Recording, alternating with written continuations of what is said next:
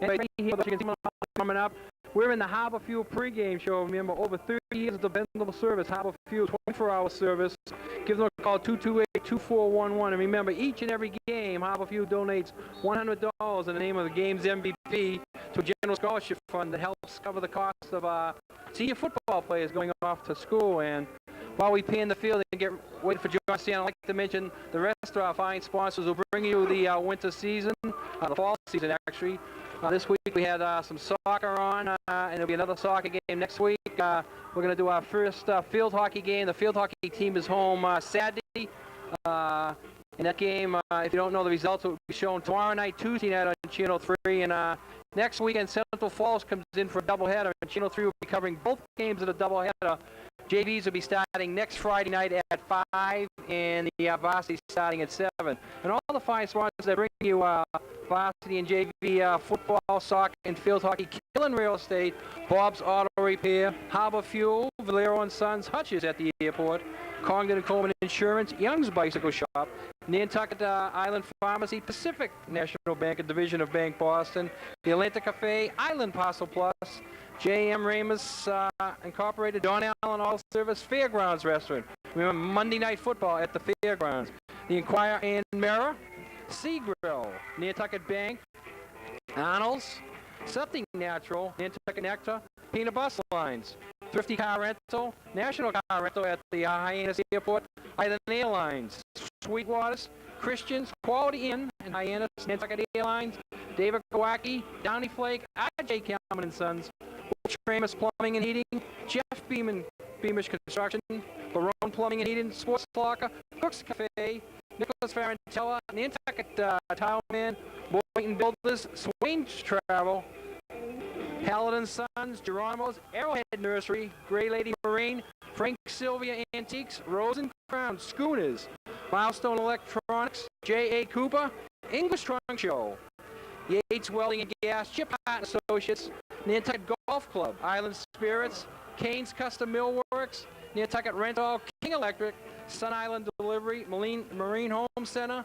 Nantucket Lightship Baskets, Santos Rubbish Removal, Ron De Silva, who asks you to support your local Boys and Girls Club, Kitchens and Bats, A Cut Above, Island Lumber, Orange Sheet Video, Island Carpets, Davis Flooring, Suzanne's Hair Design, Nantucket Electric Company, the Booster Club. Remember, the Booster Club meets every Tuesday night, 7 o'clock, at the room 18 in the middle school, and Mid-Island Pizza. And I'd like to turn the mic over to John Stanton, who's painting up and down behind me here, and he's going to talk to Chris Warner a little bit about this up-and-coming match between the Whalers and the Cougars. All right, I'm not late, am I, Dick?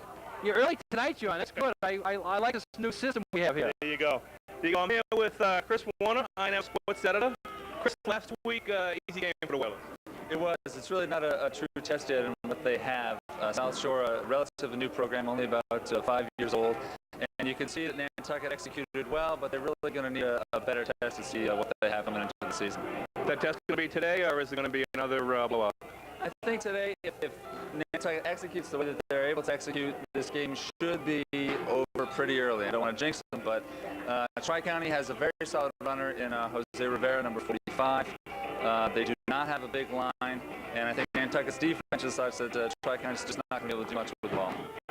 We don't like to talk about his defense, but offensively, they looked great last week on the ground, and defensively, Alex Trebby coming back this week? He is going to make a comeback. Alex Trebby hurt on the very first day of practice. Some of the first plays of the first day of practice actually has not been in place since then. Tony Sicius Jr. stepped in admirably last week. But they're probably going to be able to air the ball out a little bit with Trebby there and just see how he runs on it. All right, well, it's good to have your starting quarterback back when you're just getting into the season early on. He's had a bunch of other injuries, hasn't he, Vito? How the Whalers doing injury-wise? They're actually going to be missing Tim Reinemo, Jr., starting tight end and defensive end. They thought he might be able to play this week. He was out last week, but the ankle just has not healed the way he'd like it. So we'll see sophomore Anthony Coletti starting at defensive end and Victor Frantella doing most of the duties at tight end. Otherwise, the Whalers are coming back. They did have a bunch of bumps and bruises early on, but they're going to have most of a full squad tonight. Now, Reinemo's listed in the program as a fullback, but is that a typo? It's like the kind of guy that coaches dream about putting at tight end.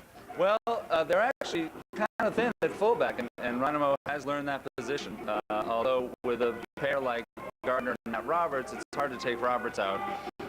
But Rynamo is very versatile. He was even running some second-string quarterback against Tingsboro in that scrimmage before he was hurt. So the coaches are looking at him to fill in wherever they need him. But probably when he gets back, he will see mostly tight end time.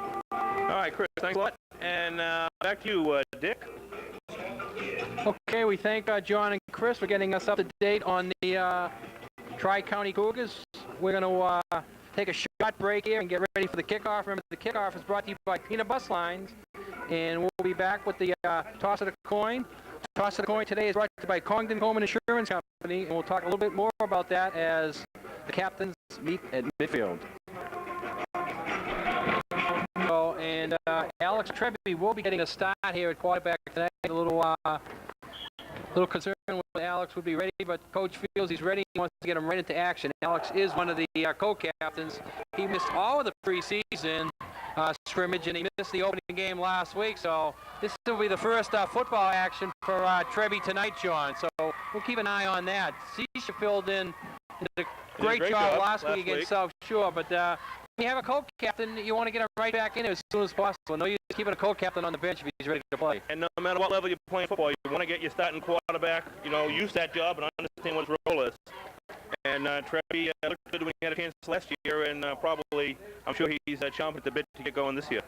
Okay, I was just talking to Bo Allen, one of the JV coaches. He's helping out him in the varsity game too, and Bo gave me a rundown on the JV game. The junior Whalers won their second game of the year, 28-0 over Tri-County here this afternoon. Drew Schimenti scored the first touchdown on a 32-yard run. Nantucket missed the extra point. Ryan Conway, the freshman quarterback, then scored on a 12-yard run. And the extra point was a pass from Neil Barreau to Ryan Conway, making it 14-0. And just before the halftime, P.J. Taft scored on a 6-yard run. And Tim LeMay kicked the extra point, 21-0. The Whalers leading at halftime. Jeff Beamish finished off the scoring with a 6-yard run in the third quarter, and Tim LeMay kicked the another extra point. We see the co-captains out there, John, getting ready for the toss of the coin. And we mentioned already Alex Trebby, one of the co-captains, Joe Howard for the Whalers, the other. On the Cougar side, we see number 32, Thomas Callan, a senior running back, one of the co-captains, 53, Joe Bryn, a lineman, 210, and another big end, actually a small end. He looked bigger out in the field. Greg O'Connor, they have him listed as 5'7", 125. I don't know if that's a misprint or not. I was looking at another end. But he's not the co-captain. The third co-captain is the other big guy. That's what I'm looking in the wrong part of the program here. Number 75, that's the guy I was looking for. Jeremy Collins, 6'1", 225. So he's a little bit of weight there for Tri-County. A little bit. In Nantucket, not especially big team this year. Cougars only list 5 players on their roster 200 pounds or better. The toss of the coin is brought to you by Cook's Cafe. Great testing, the best wrap sandwiches on the island. They're open for lunch weekdays, 11 to 3, open for dinner Friday and Saturdays. Homemade baked goods on weekends, open 8 a.m. Cook's Cafe for the toss of the coin. All right, Whalers going to kick off, Dick. So the Cougars, we think won the toss. We don't really know, but anyways, Whalers are kicking off. Sometimes Whalers win and defer to the second half, John. Oh, well. Got to keep your eyes open. It doesn't matter who wins. It only matters who's receiving and who's kicking. And a Mayflower Large versus a Mayflower Small, not a very good matchup years in and years out. The Mayflower Large, Nantucket, Martha's Vineyard, Blue Hill, Southeast, and Bristol Plymouth usually has their way with Mayflower Small. Tri-County coming off a nice victory last week, 12-2 over Hudson Catholic. And that little running back, number 45, Jose Riva, scored both touchdowns from outside the 10. But as you said, we heard Chris Warner say earlier, not a good indicator of things to come.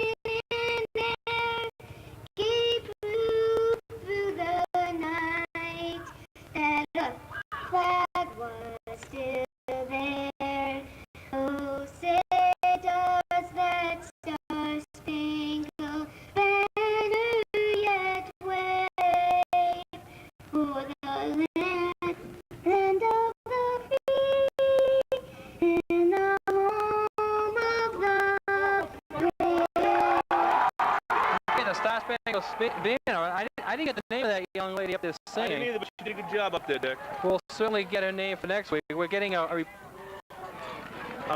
Cimitaro. Amanda Cimitaro, and we thank Amanda. I think I heard Amanda sing at the Boys Club boxing match, and she did a great job that night. So Amanda, but I think Amanda is the older sister, though.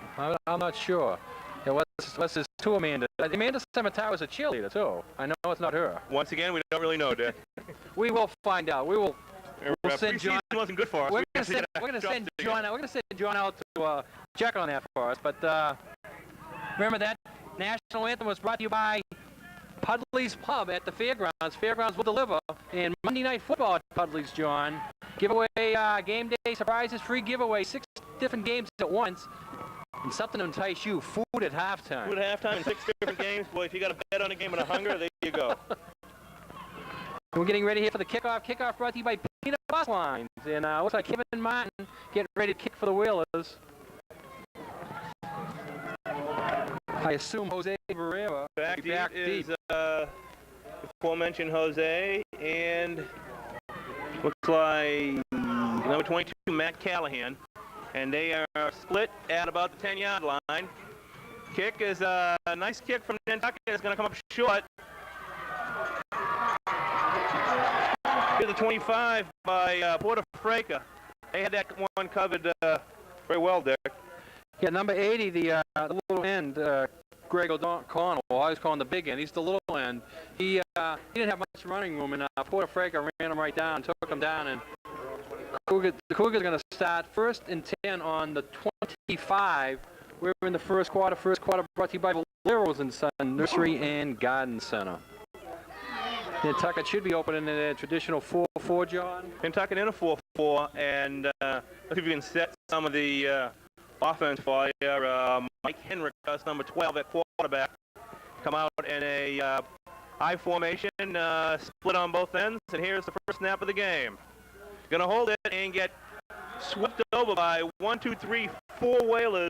Hunter Mickelson. Hunter Mickelson, number 27. Hunter was the first one there, but then a host of Whalers. Looks sort of like a broken play, I think.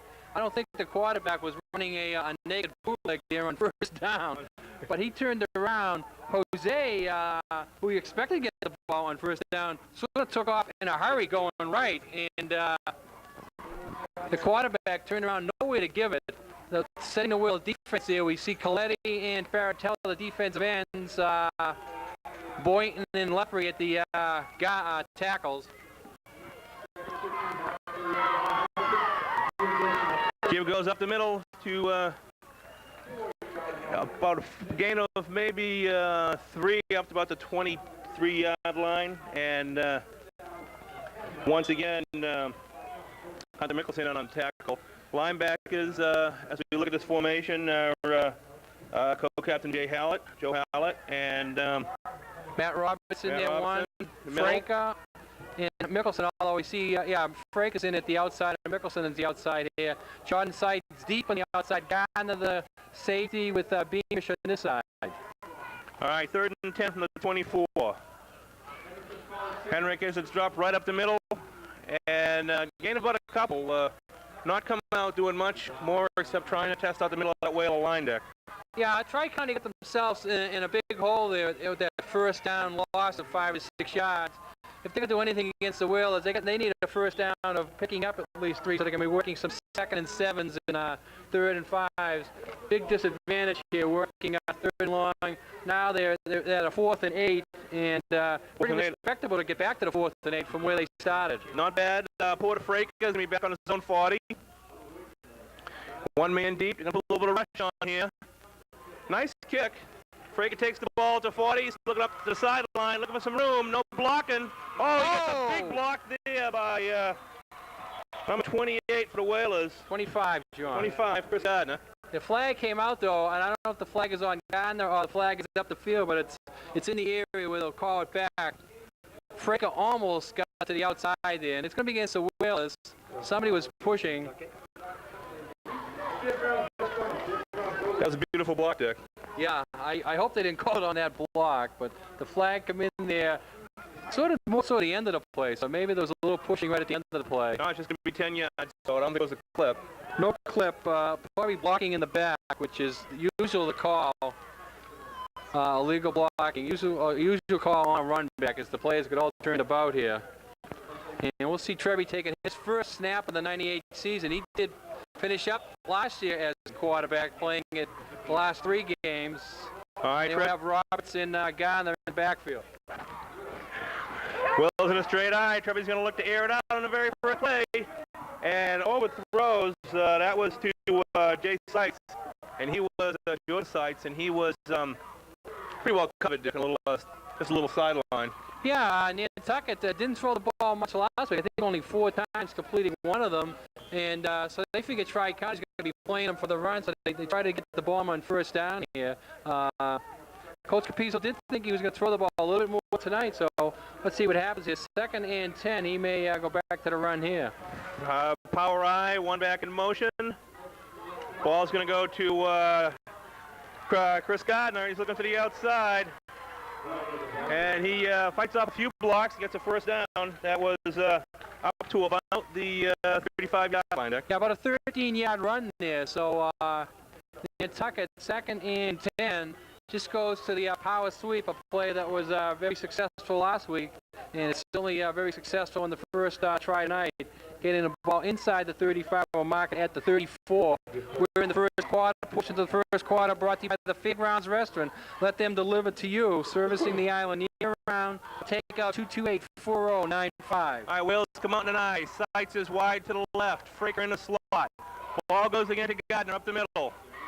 And he gets up to about the 30-yard line. It was a tough bunch of yards in, and not a lot there. They started that play at the 34, and so they mark off about 3 or 4. They get down about the 31. So Tri-County, a little bit of beef in the middle there, John, and they keep the Whalers from going too far at 2nd and 7. I would not be surprised to see Vito come back to the pass play here. Well, Mickelson's going to be split to the left, and Fraker to the right. Backs are in an eye behind Zisha. He's going to throw. Oh, nice pass, a little high. That was not Zisha, it was Trevi at quarterback. Trevi throwing to Hunter Mickelson. That was the pass play that was completed last week for the 13 yards inside the 10 up at, let's see, where were we last week? South Shore. I had a hard time remembering where I was last week, and I was even there. Now it's a week later, I'm trying to remember where I was. We were at South Shore, somewhere in Hanover, Mass, around Avon, Holbrook, Triangle, a lot of places around here, but we were at South Shore. No, incomplete though, 3rd and 7, right, John. It is 3rd and 7 on the 31. Fake up the middle. Well, the pitch outside to Gardner. He's got plenty of running room and a nice block from Sykes, and he is going to get the first down, and it's going to be inside the 20. Good defense there, though, by Tri-County. I believe it was 35, Aaron DuBois, who fought off the good block he mentioned by Sites. Sites held him up about as long as he could. He held him up any longer. The flag would have had to come out. He held him up long enough. DuBois kept his eye on Gardner and come off Sites and makes a nice one-on-one tackle. You'll see that too often in high school football. All right, Whalers, 1st and 10 from the 19. Backs are in an eye. Trevi calls the signals for the Whalers. He's going to be a draw play to Gardner. He's got a pretty big room. He cuts back into the inside. It's going to be a touchdown. Touchdown. 19-yard run for Gardner. That's his 4th of the year, John. And that was, he made a nice little cutback, Dick. It was a draw play, and they looked to fake the pass, and they gave it to him late up the middle, and he ran into a little bit of traffic on his right, cut it to the left, and nice play. Yeah, the Whalers had that set up nicely. They threw the ball enough in this game that Tri-County had to be thinking about the ball being thrown. As you said, they split people to both left and right side of the field, had the field wide open, and then Gardner went up the middle. He hit a little bit of traffic, but bounced and went to the outside. 19 yards in. Martin looks like he's going to try to kick this one in for the extra point. This extra point brought to you by Congdon & Coleman Insurance Company for all your insurance needs. Gardner on the hold. The snap is a little down. Gardner loses it, picks it up, decides to run with it. He's going to go for that flag. Looks like he slips a tackle and makes it for 2, Dick. I think that was a broken play. Oh, definitely a broken play. Gardner could not pick it up. Gets to the outside and looks like He's going to get knocked out of bounds about the 1-foot line, but he stays in bounds into the end zone. So Nantucket, with 6:07 gone here in the first quarter, has an 8-0 lead, John. Well, the Whalers counting on what they always count on, Dick. One sort of workhorse running back so far in this game, showing they're not afraid to air it out, to spread that offense out with the straight eye in the back. The receiver split on both sides.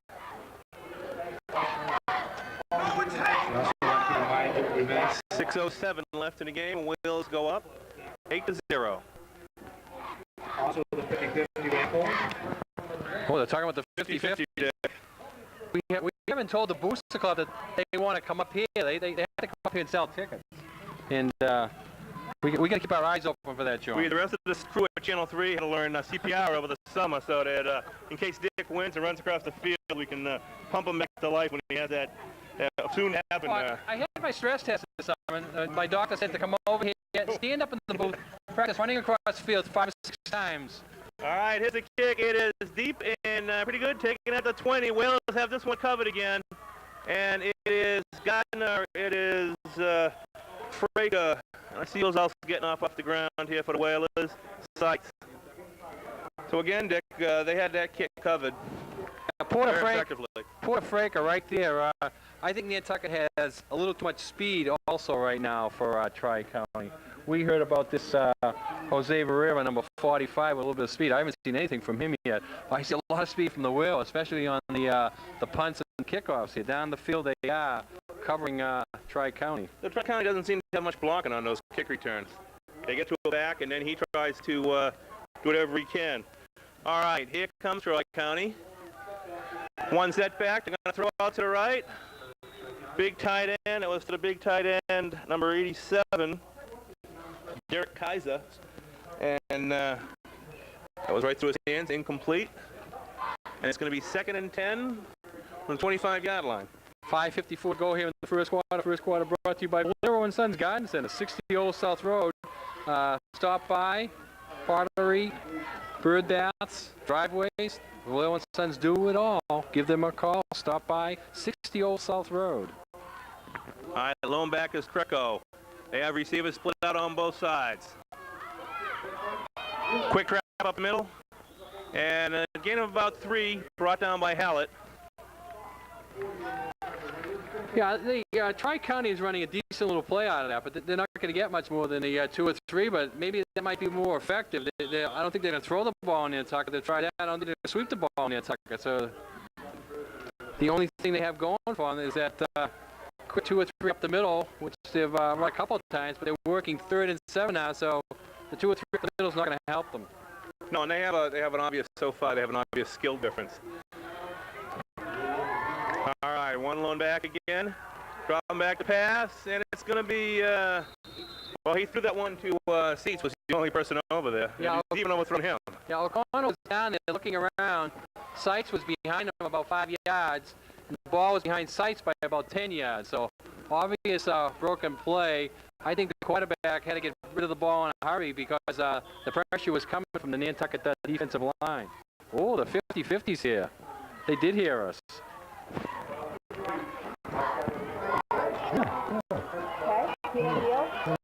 All right, as Dick gets to 50-50, we will keep our eyes for stick. Snap was a little low, some pressure on the Whalers, and it's going to be the Porter Fraker moving up on midfield. Slips a couple of tackles and gets to about the 44-yard line. He's brought down by number 35, Aaron Dubois. 50-50s here, John. You lose enough for both of us. They have 3 colors this year. It's like Kool-Aid. It's like Kool-Aid. 3 different flavors. Thank you, Brenda. All right, 5:02 left in the first quarter. 1st and 10 on the 44.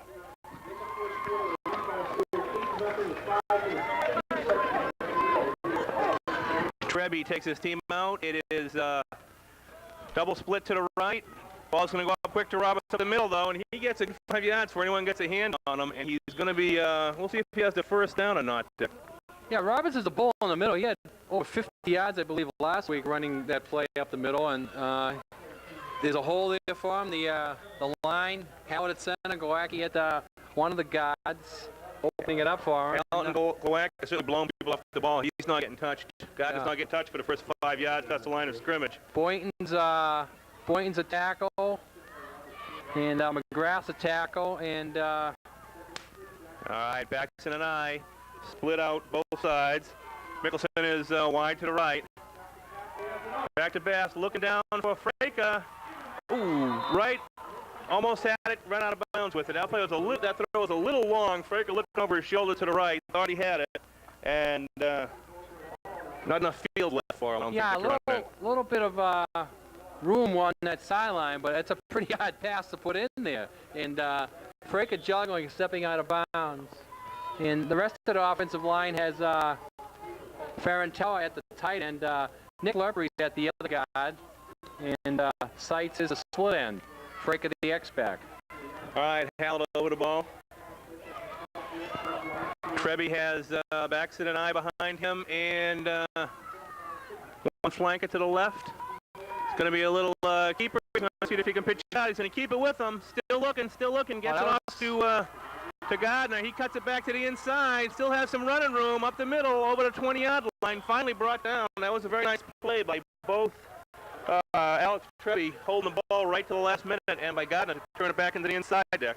Pitch came in late. I thought the pitch might have come in a little bit too late, meaning might have been over the line of scrimmage.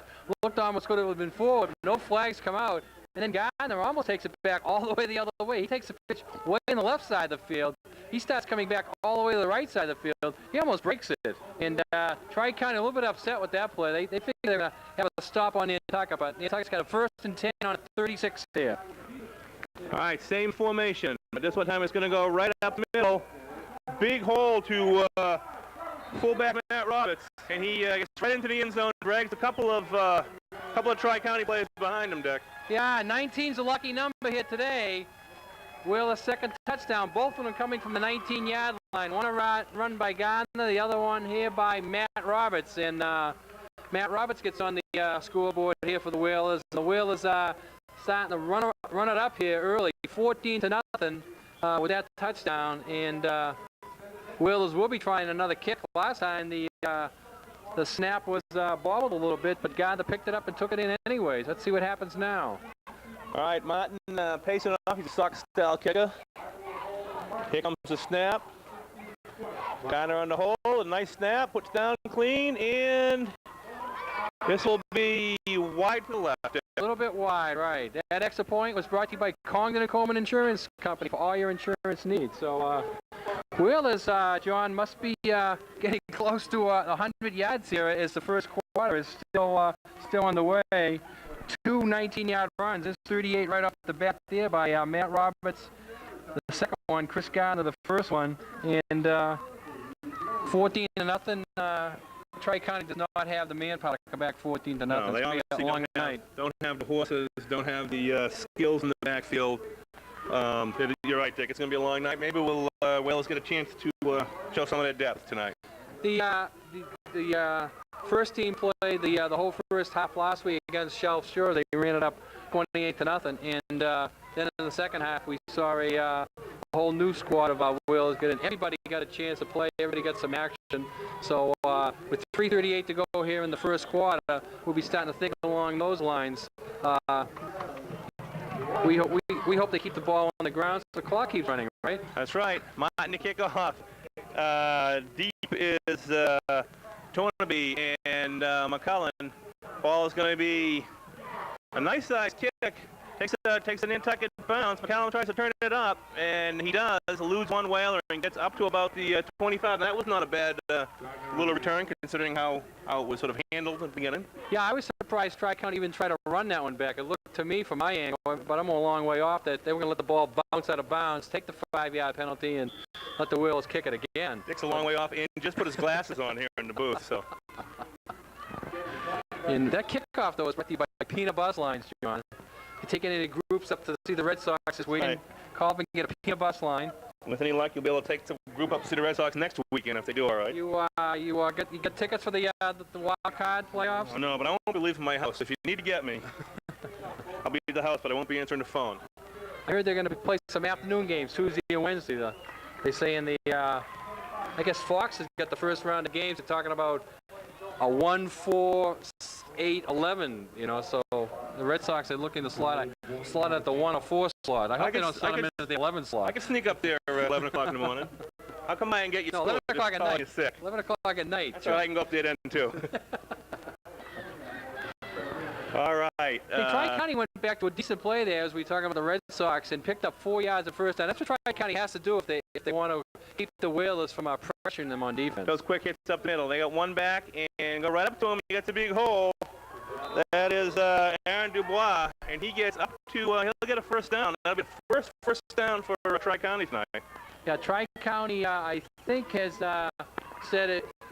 We can run a little bit of a seam in the middle. We can pick up 3 or 4 yards. And that time they picked up about 7. So that was Tri-County's best offensive play of the day. And as you said, their first down. So you must have some sick time coming, Dick. We'll take off. We'll go up and scalp a few tickets when Pedro's pitching. I enjoy watching her on TV. If I got a hold of tickets, so I can find my way to Fenway Park very easily. All right, Tri-County in backs at an I formation. One receiver split left. Another quick hand up the middle, and it is smothered by the Whalers. Joe Hallett in the middle of it all, and the rest of his defensive cohorts. That's about a gain of nothing. If I got some tickets, I could find my way to Cleveland to watch the game too. I know some good barrooms in Cleveland too. That wouldn't be a bad place to go. We can just go to Fenway and go to the Cask and Flagon and watch the game from there. Okay, so it's 2nd and 10. Nothing happening on first down for the Cougars that time. 2nd and 10, lone setback. Whalers mixing it up front. They get every man up front. Eight-man line, little rush on, and very effective. McCollum gets about 1.5 feet and stopped by Ferentella and Hallett and number 52. Boynton came up with an 8-man front on that one, Dick. Okay, so Tri-County's calling a timeout here, and talk this over with a 3rd and 10. 3rd and 10, when you just had a defense that made you say, what the heck was going on? It's a good time to call a timeout. This timeout brought to you by Something Natural. Visit their new location, the Nantucket Bagel Company, and Yoga Plus down at 6 Oak Street. You can get the Nantucket bagels there, and you can get the Something Natural sandwiches. Also, Bob's Auto Repair. Robert Larrabee, owner, certified automotive technician. He's out at 48 Noble Deer Farm Road. Give him a call for an appointment, 228-1239. What in the heck can they be talking about in that huddle, John? They're going against the Whalers, who are dominating them, and they're going to call a timeout here, 3rd and 11, actually. I think the quarterback just called. They looked upside an 8-man front and didn't know what to do.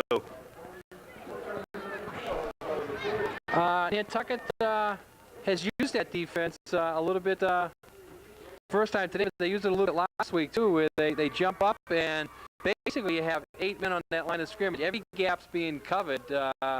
It's tough for a team when they don't see it. It's a good offense if you can get the ball through that line, because you've already got 8 guys behind you. All right, 3rd and 11 on the 33. Tri-County out after that timeout.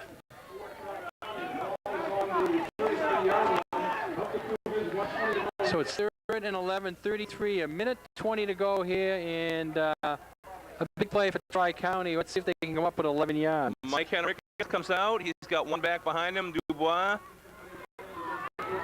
He's going to throw, though, and he throws right to Seitz. And Seitz slips a tackle, nice little spin move, and gets back to the 30-yard line. Yeah, he overthrew the end, and Seitz was right there. Seitz makes a nice spin move, gets around him. We saw Tony Seisha playing some defense on this side at halfback. Tony Seisha, the quarterback last week, and Nantucket goes to a second team. Seisha making a chance to play, although Barone got a lot of action last week. That Tri-County quarterback, he overthrew Seitz in the last set of downs. So he made up for it by hitting right in the numbers on that one. He has Seitz in his eyes. All right, Whalers come out in I formation. Second back through is Chris Gardner, and he gets a quick hit to about 4. Starting on the 25 here. Gardner gets the carry, and right up the middle, and only going to give him about a 2-yard pickup. Ball is on the 23, and clock is winding down. Under a minute to go here in the first quarter. Trebi in that traditional, Nantucket formation, backs to the 9 behind him. He's looking wide. Ooh, almost picked off by Tri-County's number 87, Derek Keyes. He must be at a defensive end to slip back a little bit. The ball was going to be thrown to Farentella and way underthrown deck. Yeah, underthrows Farentella, and as you say, Tri-County could have had the interception, and Nantucket is lucky that they didn't have a defensive back coming up on Farentella, because the defensive back coming up on Farentella could have picked that one up on the run and had a little room to go. 3rd and 8. Fake to the second pass. Trebi being a little rushed out of the pocket. He's going to run. He's brought down about to the line of scrimmage, Dick. Nice defense on the part of Tri-County. Yeah, Trevi just not quick enough to get outside there. He beats the defensive tackle getting around the corner, but the halfback came up in a hurry and brought him down. Let's see what Nantucket does here. Maybe a little bit too far for a field goal, a little bit too short for a punt. Nantucket will probably go for it on 4th and 8. And that's the end of the first half, first quarter.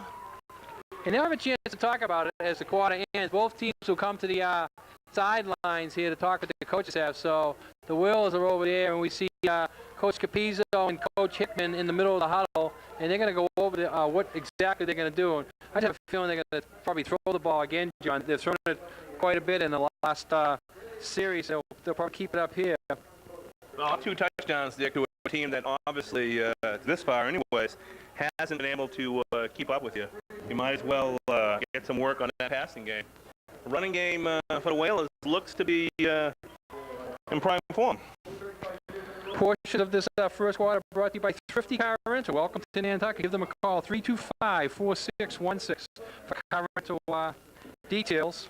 And if you need to give Coach Capizzo a hard time because of some call he made during the game, go right out there to Thrifty and tell him what you think. A little Monday morning quarterback as you pick up your car, right? Also, Island Pharmacy. Island Pharmacy located at Sparks Ave next to the Stop and Shop. Computerized prescription department. Call ahead and have it waiting for you, 228-6400. Island Pharmacy. Also at Island Pharmacy, you can join the Island Photo Film Club. 10% off all your purchases with the Island Photo Film Card. All right, here we go. 4th and 8 on the 23. Wales is going to have a single setback. He is Gardner. One man in motion, Bodafreka. Trippy back, deep to pass. Going to dish off to Gardner. A little screen play. He's got one big block by Joey Hallett, and he's going to be in the end zone. A nice play by Gardner, but a great block by Joe Hallett on that screen to spring free. Now Hallett breaks him free. Trebi sets it up nice. Trebi lets the lineman come towards him. Nantucket's offensive line does a good job too, holding the block just long enough, letting him slip off, and then Gardner makes it go with Hallett's block.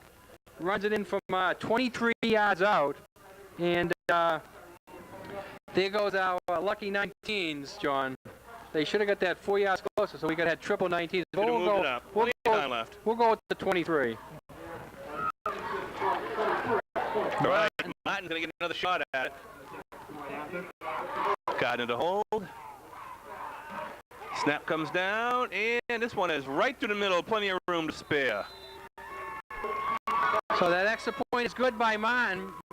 Extra point brought to you by Congdon and Coleman Insurance for all your insurance needs. And the wheel is running it up here, 21-0. Trebi to Chris Gardner, and that's Nantucket's first touchdown pass of the year, 23 yards. And Kevin Martin kicks it in, and the Whalers are leading 21-0.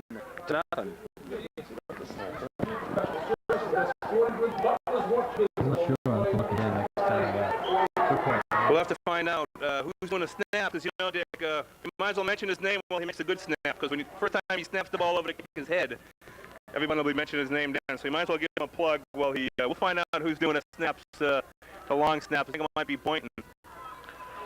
Okay, Martin is getting ready to kick off here. This kickoff brought to you by Peanut Bus Lines.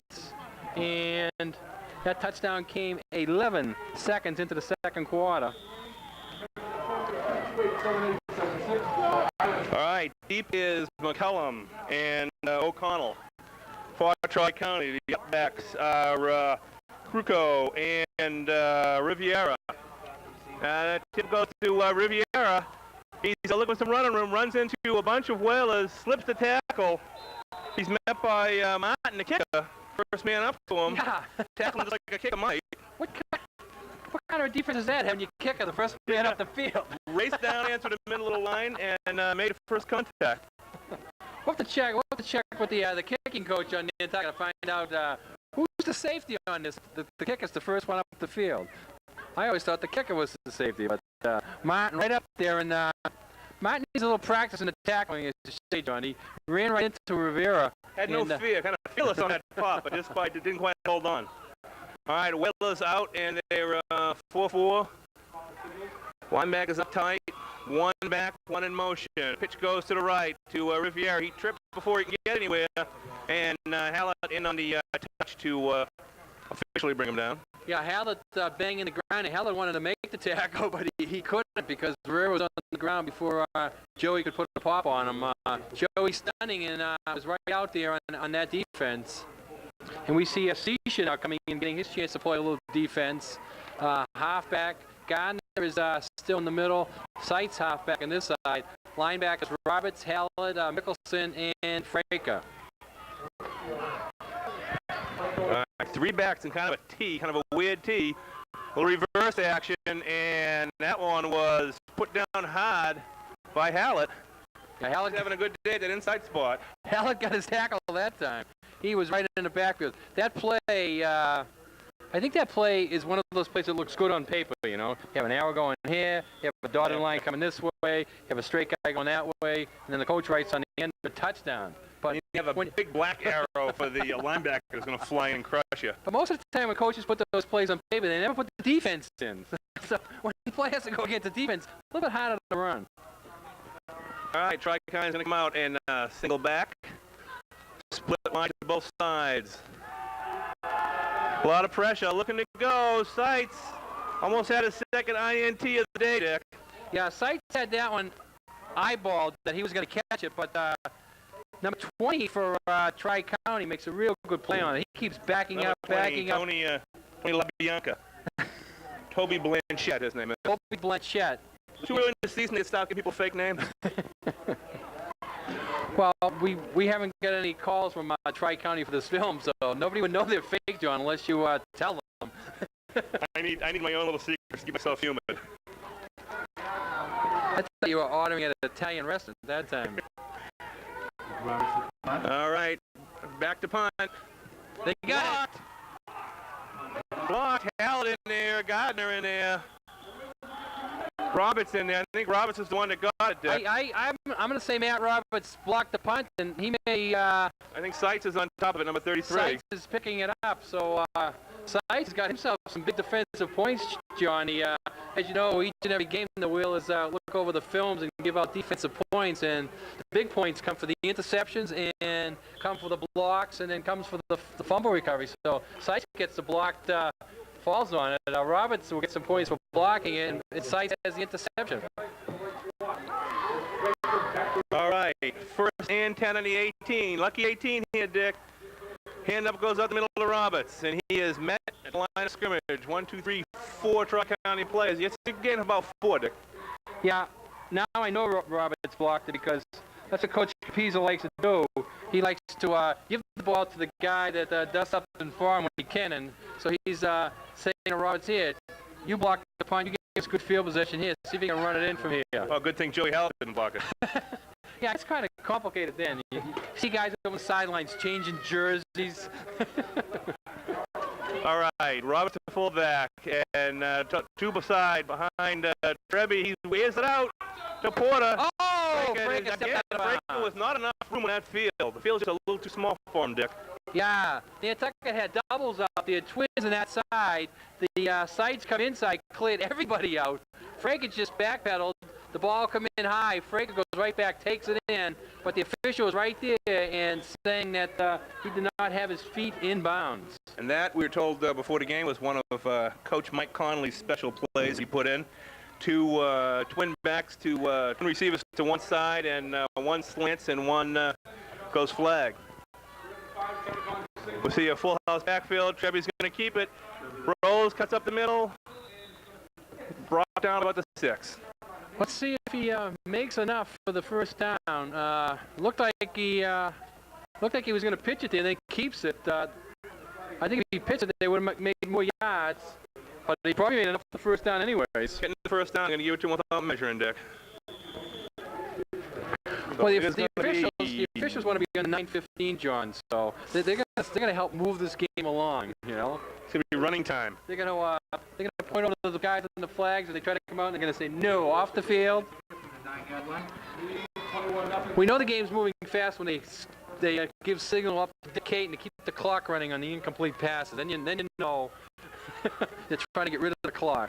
All right, Mickelson and Fraker are split on both sides. Two backs in the backfield, split behind. Pass interference. Oh, I don't know, Dick. It looked to me to be pass interference. Yeah. Number 42, Riviera, put a lick on number 27, Hunter Mickelson. Yeah, Hunter turns in looking for the ball, and he gets cracked. The ball comes in high. He can't catch it anyways. But as you say, maybe the official's saying... let's go. You're right. They wanted to move that game along. It was an uncatchable ball. Did they do that in Division 5? Baxter and I behind Treby. Sights in Fraker split. They're going to go to Fraker right up in the middle. Whale is determined to make one of these passes over the middle work. Yeah, I don't know where that one went. I don't know if Tri-County blocked it. Treby just stood up and gunned that thing right over the middle. Just gunned it into a defensive lineman's back there, an offensive lineman's back, one or the other, but that ball just sort of went right straight down into the ground, and nobody had a chance of catching it. 3rd and 9 here. They don't put this one in the end zone. Maybe, just maybe, they might be thinking field goal. All right, back to the 9. Fraker in motion. Pitch out on the right side of Gardner. He looks up the middle, fights off one tackler.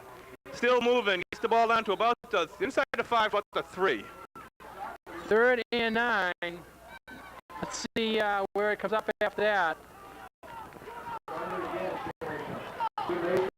I hear the word field goal on the Nantucket side of the field. Let's see if that's going to be the call or not. It's going to be 4th and 4. I guess it's 4th and a goal. They can't get a first down. You think, Dick, that the coaching staff on Nantucket that wants to throw, and then when they make a few incomplete passes and they crush it up the middle, it's a good run? You think Vito's smiling? You know he doesn't like to throw the ball. All right, here's the field goal attempt, John. All right, this is going to be put down at the 11-yard line. So it's a 21-yarder.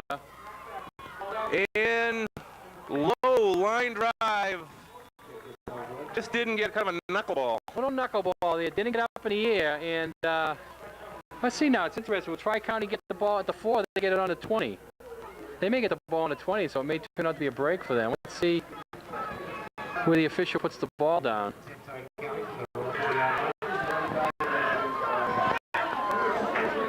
Yeah, talk it over. One of them put it on the 20. Yeah, one official standing out here at the 20. It's going to be fun if they put the ball down there, because that means 11 wheelers are offside. The other officials are in the end zone. They just keep looking at their watch to make sure they're going to be on that 9:15. Right now they definitely talking it over. And the one official wins out. Yeah, ball goes on the 20 after the missed field goal.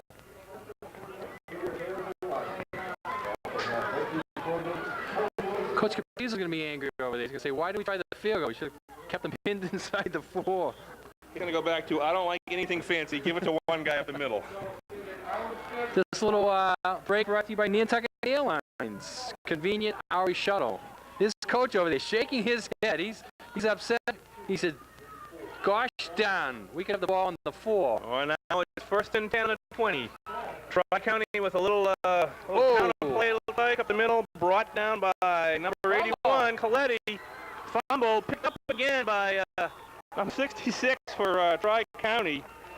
Brian Buck, 5'10", 175-pound lineman. He brings up to about a 30, Dick. John, that ball was actually fumbled twice. It was fumbled originally. It looked like a whaler was picking it up. It was fumbled the second time, and then big number 66 picked it up. And I thought he was going to get to the outside there. He did get enough to get the first down, though. Tri-County, I believe, second first down of the day. Doesn't matter. He's a lineman. He's in the book now for a couple of ground games. Well, it's that play may go into the Tri-County playbook. They may use that next week. Get the ball to 66, 12 yards up the field. He's next week's fullback.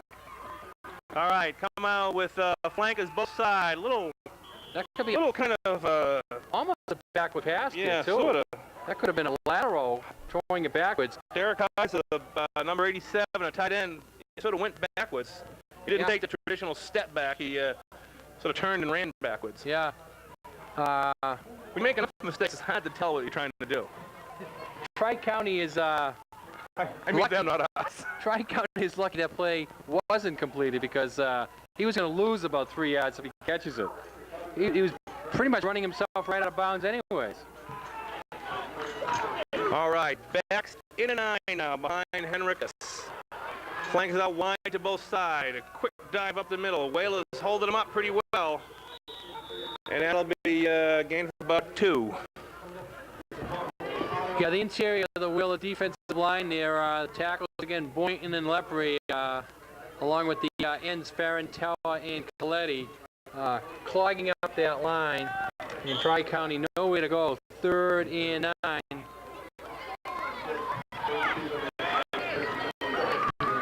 All right, 3rd and 9 from the 32.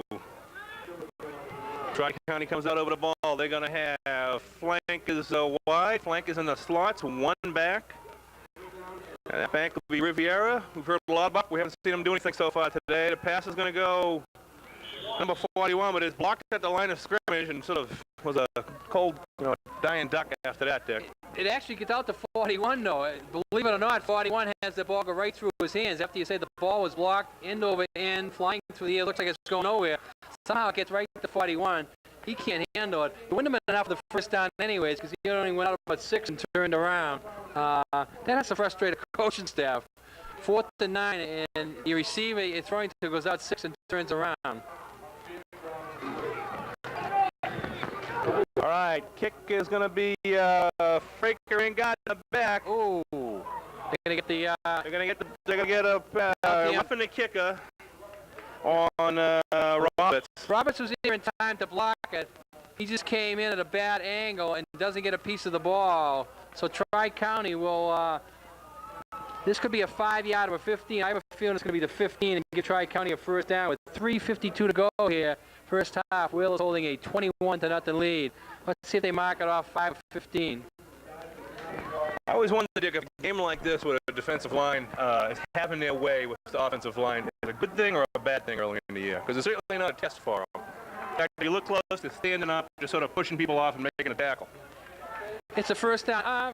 There's 2 sides to that, John. Nantucket's defensive line is a young line, so they want to get some game action. They only got a half last week, and they may only get a half today. It's certainly not the best offensive line they're going to go against. Next week coming in Central Falls, always an unknown. We don't know that much about them. They play their games in Rhode Island for some reason, and so we don't get to hear too much about them. But they come here, and sometimes they're a good club, sometimes they're not. The next week after that, Blue Hill, so they got to get ready, John. Got to get ready. That's after a little turn of luck for Tri-County. They have the ball 1st and 10 at midfield, and they move it to about, maybe a 5-yard gain, Dick. Yeah, Tri-County has their best drive of the day going on the Fumbleooski play and the rough and the kick-up play. They picked up about 26 yards on that, and they have the ball across midfield here for the first time on about the 49-yard line with 2nd and 6. That was number 25, Steve Cresco. He's the lone back for the for Tri-County, and he's a kid that runs hard. That could hurt the Whalers if anyone could. He's gonna get the ball again up the middle, and pushes it up. Another gain of about 3. It's gonna be 3rd and about 4. This is number 25 running, John. Steve Kripko. Steve Kripko. Like I said, he's the guy. If anyone could hurt the Whalers in this game, it could be him. He's certainly done much better than Riviera, who had all the ink coming into this game. We see Riviera coming back in. He hasn't really gotten his feet wet, but 25 has had some good runs for Tri-County. Well, he's going to be in the slot, while Andre Dubois is the lone back. Ball goes to him up the middle, moving it out a little bit, and almost broke that. But Nick Lepre, number 68, came in and got a piece of him and held on to him until Gardner can come up and help us attack. Yeah, Lepre hangs on, and again the phantom first down. The referee just waves it on. No measurements in this league. We didn't have any measurements last week, John. We didn't have any today. They just wave it on. 2 minutes to go, though. The officials know that the Boost Club's going to give them some hamburgers and hot dogs at halftime, so they want to get up there. Let the boys play. That's what they're saying. So the ball, all right, so it is 1st and 10 on the 44-yard line, inside of Whaler territory. Back to the 9. Ball goes to Steve Kripko, and he brings it up to geez, a nice gain of about 5, Dick. good first down run by Tri-County. That's going to have to concern the Whalers, even though Coach Capizzo and defensive coach Hickman's got 21 to not the lead. That's going to cause them a little concern. They're going to say to the boys at halftime, what's going on there? Tri-County seems to be running our middle a little bit more than we'd like. And his name again, 25, Kripko. We're going to call him Klecko because he is the son of former New York Giants. Joe Klecko? That's right, lineman Joe Klecko. I did see a big rig pocket in the pocket. Well, that's why he has that good leg drive, and he's going to. Riviera gets the ball and goes into Nantucket defensive line is just standing up this Tri-County offensive line. Riviera ran, and all you could see was 2 of his own guys coming backwards at him. We're in the second quarter. Remember, the second quarter is brought to you by Island Parcel Plus. Waiting in line is a waste of time at the post office. Stop out at Island Parcel Plus. Business, packaging, copying, and faxing center. Parcel Plus, where they do everything first class. Say hello to Jim Richards out at 57 Old South Road.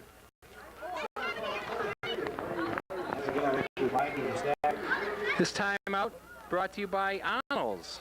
Arnold's at 41 Main Street, serving breakfast, lunch, and dinner. Takeout available. Give them a call, 228-7011. Also, Young's Bicycle Shop. Young's Bicycle Shop, established 1931. Look for their sidewalk sign. They're down on Steamboat Wharf. Say hello to Harvey. Remember, it's the psychological way to see the island. Also, Island Parcel Plus, dedicated to good health. And remember, mortgages are available at Pacific National Bank, continuing a proud tradition together. Pacific National Bank, offices located 61 Main Street, Sparks Avenue. ATMs located at Stop and Shop, Steamboat Terminal, A&P Supermarket, and 61 Main Street. Fixed rate, variable rate construction, first-time home buyer, jumbo, and loan. Remember, Pacific National Bank, established 1804, where the mortgages are available at the division of Bank Boston. So 3rd and 7 here, under a minute to go. Tri-County would like this drive going. Nantucket would like to stop it. They don't want to get yelled at halftime, Joe. It's a 21-0 lead. No, and this would be a bad drive to lose on a fumble, forward play, roughing a kick a pass call. But it is 3rd and 7 on the 40. Lone back is the aforementioned Steve Klecko.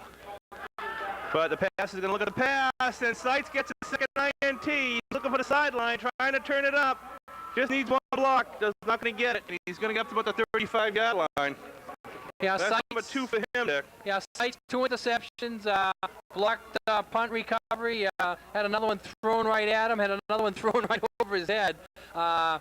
Seitz has not caught a pass yet for Nantucket this year. He's the wideout, but he may sign an option with Tri-County and go home with them.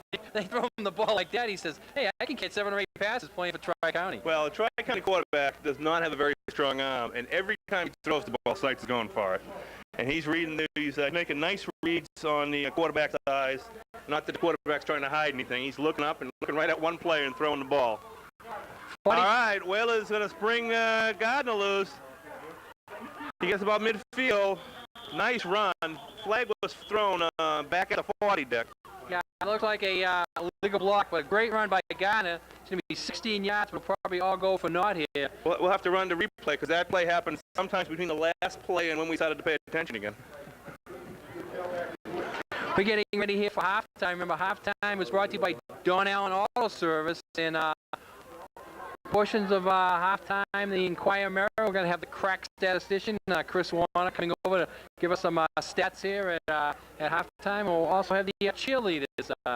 Last week, for some reason or other, which I never found out, the cheerleaders did not do a halftime show at South Shore. And this is a big one, John. This is going all the way back from the line of scrimmage. Lots of times on a run, you get the penalty from the spot of the run, and it's not as bad. But this one gets marked off from the line of scrimmage, 10 yards, so it's going to be 1st and 20. Let's see if Coach Capizzo sits on it or goes for it with 30 seconds here in the half. Gardner and Robertson eye. He's going to go for it. Kirby rolling out, looking. Nice throw to Fraker over the middle. He was wide open. And he gets it over midfield to about the 46-yard line there. Yeah, nice pass completion there. And goes for about 28, 29 yards. Nantucket gets the first down and uses a timeout. They have plenty of timeouts to go, but they only have 18 seconds. The clock is running, so no timeout. I'm sorry. Kirby held onto that ball nicely as he rolled to his right and then put it right on the money to put a Fraker who was wide open. 5-4-3. This will be the last play of the first half. Well, that was the timeout with 3 seconds. 3 seconds left. Fraker desperately calling a timeout. Says, geez, I caught a pass on this drive. Let's do something with it. So it looked like Nantucket's going to just let the clock run out there, and calling it down 5-4-3. It gets a 3, and a timeout comes in. And I don't know if Tri-County's excited about that timeout, but the timeout is called, and Nantucket's going to get one more play. Sometimes Coach Capizzo goes into the huddle and knows it to get the other coach upset, so he might even put a knee down in this. We'll see if he throws the ball downfield or not. Anyways, it should be the last play of the first half, John. Oh, here we go. Backs a split. I think you're right, Dick. I think they're just going to nail this one down. Yeah. Fraker must have called. Fraker called timeout just because he got a little excited, caught a pass, and Fraker calls a timeout, and Coach Capizzo realizes with a 21-0 lead, you're not going to throw the bomb against Tri-County. Much to the dismay of Porter Fraker, who says, "Coach, I'm open, Coach." And Vito says, "You should be open and you should be catching it." So both teams walk off the field for halftime. Whalers up 21-0. And Vito this coach has some mad words to Oh, say. no, he's having good words. He's telling them to go down to the concession stand, get some hamburgers and hot dogs. Yeah. There's a thrifty car parked in the back of the booster club. They can just take that for a little ride, get out to the airport, no problem. What are you saying? That's Vito's happy face? That's a tough guy to play for. That's his happy face. Okay, we see the not the South Shore, the Tri-County cheerleaders heading over there. South Shore was last week. Tri-County is this week. And we're going to take a short break and come back with the Wheeler cheerleaders and some halftime stats from the Inquirer and Mirror.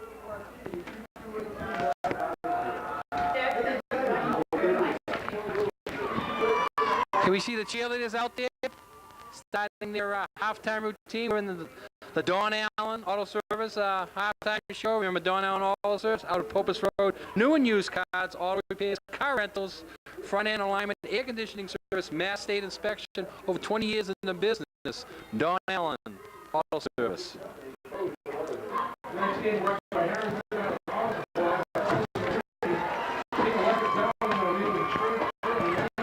For the Whalers out there, we see the 3 co-captains, Melissa Benson, Elizabeth Farrell, and Brittany Stroney. The rest of the Wheeler cheerleaders, Bevan Bixby, Patty Chans, Amanda Cementaro, Catherine Dickey, Hillary Markin, Shauna Resendiz, Kelly Strang, Sarah Valero, and Katie Welsh. And their coach is Melissa Perry.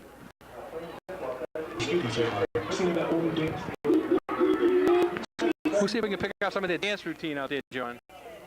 Don't start singing.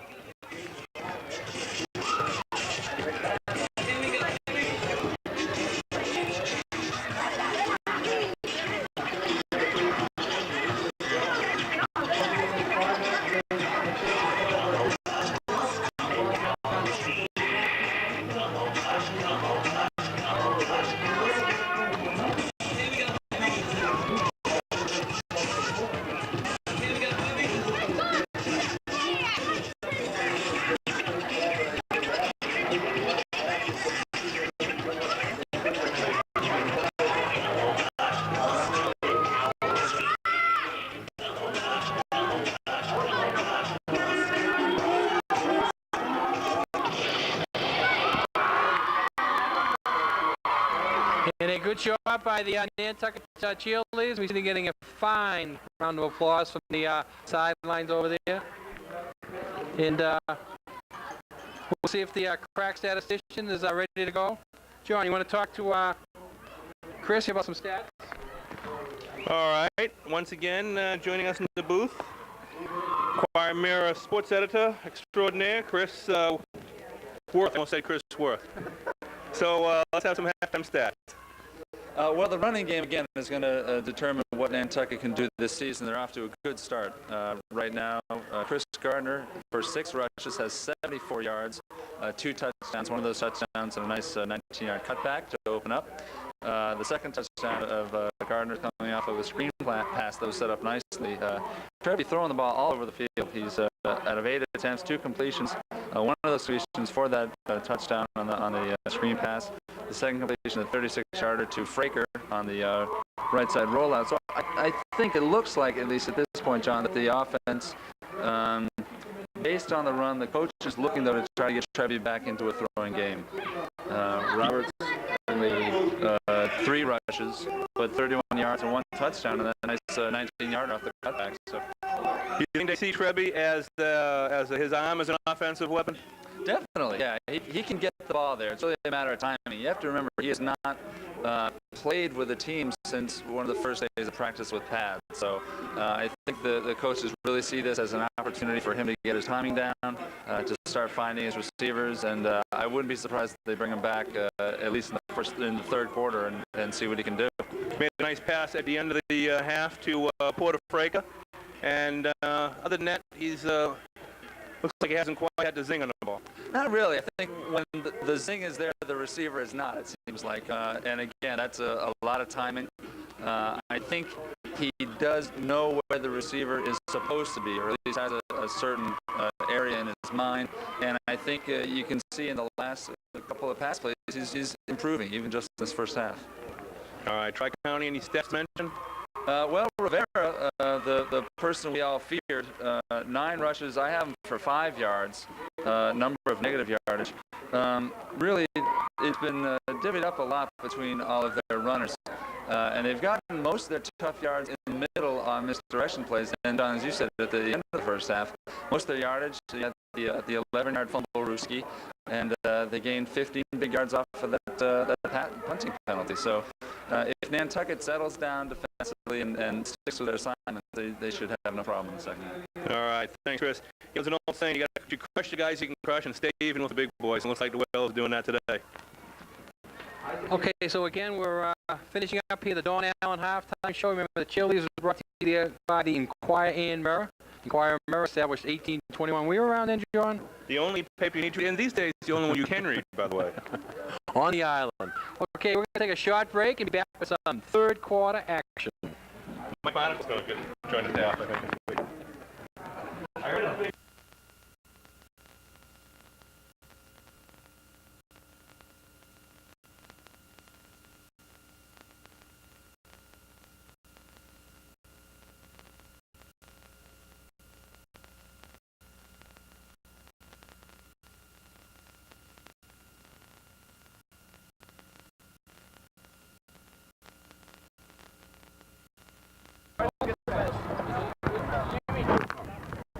I'll give an intro here and I'll give the sponsor.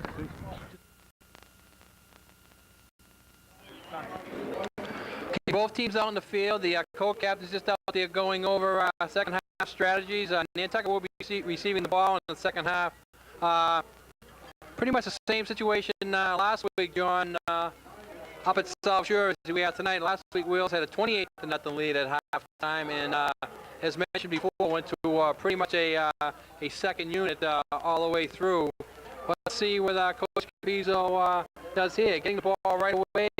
Sometimes it's one of those situations where, you know, the first team, especially co-captain Trevi, who hasn't seen much action, says, Coach, give us one more series. So we'll keep an eye on that. We'll see what happens. Make matters worse for Tri-County, Dick. The Whales are going to get the ball back at the start of the second half. Fraker and Gardner are deep for the Whalers. Beamish on the other side. 3 turnovers by Tri-County certainly did not help their cause in the first half, as Jordan Sykes 2 interceptions, and also Jordan Sykes said the fumble recovery, well, actually not a fumble recovery, the block punt recovery there. So Jordan Sykes, the 3 turnovers himself. Sirocco, Roberts, and Mickelson are the upbacks. Tri-County sitting way up to our right. Looks like they're trying to keep away from somebody. They kick it right Go to short to Port Franca. They were looking to do, Whalers looked like they had a little reverse on. Franca finds a big hole up the middle and gets over to about the 45-yard line of Tri-County, Dick. He just saw a big wedge up the middle and took it through with no problem. I couldn't understand what the little hesitation there was about. Franca gets a ball, hesitates, almost like he's going to give the ball to Gardner, but then takes it right away and almost busted up the field all the way. Well, I think they were trying to set up a little reverse. That's what I thought, Dick. Anyways, the ball is over midfield. First unit in there. First unit in. Ball goes up the middle to Gardner, making a great run. Unable to be brought down. He had 1, 2, 3 Tri-County chances to tackle him. Stayed on his feet, made a little spin. 55 yards, John. There's a lot to be said for a low center of gravity, Dick, and he knows how to run and how to spin off those tackles. So Chris Gardner has hit the hat trick again. 3 last week, 3 this week, and so much for Coach. Let us run one more series theory, right? Yeah, but you know his performance is going down a little bit. He had all the score in the first half last week. It would be funny if that was a scenario. Trevi says, Coach, let us run one more series. Trevi gets 1 handoff. Gardner takes 55 yards, and Trevi winds up on the bench the rest of the second half. So Nantucket scores with first play, 9:39 in the second half. All right, the kick was no good. The Whalers also determined to see if they can get a kicking game going. Did you check out who the long snapper was? I did not, but that's the kind of job that is. That's the kind of job that, but I'm determined to mention him while he makes a good snap. So find the Channel 3 interns, send them down there to find out who the long snapper is. We're having problems picking it up here in the booth. We're going to go with Matt Boynton. That's I thought what that was a the last crack time. statistician told us over here. Matt Boynton is the long snapper. And that's a thankless job there. It'll look Being crack statistician is a thankless job. Actually, being a long snapper pays better than being a statistician. We can't pay him because then we'll be able to take it out of our salaries. So it's 27-0 here. And we're getting ready for the kickoff. And as always, that extra point was brought to you by Congdon & Coleman Insurance Company for all your insurance needs. This kickoff brought to you by Peanut Bus Lines, the official carrier of the Nantucket Whalers. All right. Martin is going to put a toe to it. And Koleko gets the ball deep for Tri-County, makes a move to the outside. Franca brings him down. Porter Franca having a good game on both sides of the ball today. Yeah, good tackle there by Porter Franca. He went right down. Looks like Koleko was going to get to the outside, and he doesn't. And we see a wheeler down over there. Big Matt Boynton, a little bit slow getting up, and Matt Boynton's going to have to be replaced on defense. And Will is not going to like that. I will never know if he was a long snapper or not, Dick. No. And we see replacing Boynton on the defensive line is Butch Heisen, number 50. As Boynton's going to go over there, and Trainer Webb is going to sit down and take a look at Matt's ankle. Wales in a 4-4. It's picked off by Sisha, and the head ball was a bad play from the start. Yeah, that was just a lot of Whalers got their hands up in the air on defense, and the quarterback Henricus for Tri-County decided to throw the ball anyways, right into those hands. Yeah, he threw it right in there, nowhere to go, and the Whalers pick it off nicely. That was one of those plays where if you're the quarterback, you got to eat it. We're in the third quarter. Third quarter brought to you by Hutch's, the family restaurant with something for everyone at Nantucket Airport. Low prices, quality food, breakfast, lunch, and dinner. Open 6 a.m. to 9 p.m. Now we see a second unit coming in there, John, for the Whalers. All right, it's going to be Seisher at quarterback. Sirocco at fullback. Behind him is Beamish. Hand goes to Sirocco, and he stopped up high at the line of scrimmage, dropped for a loss of about 1. It's going to be second down and 10 at the 24.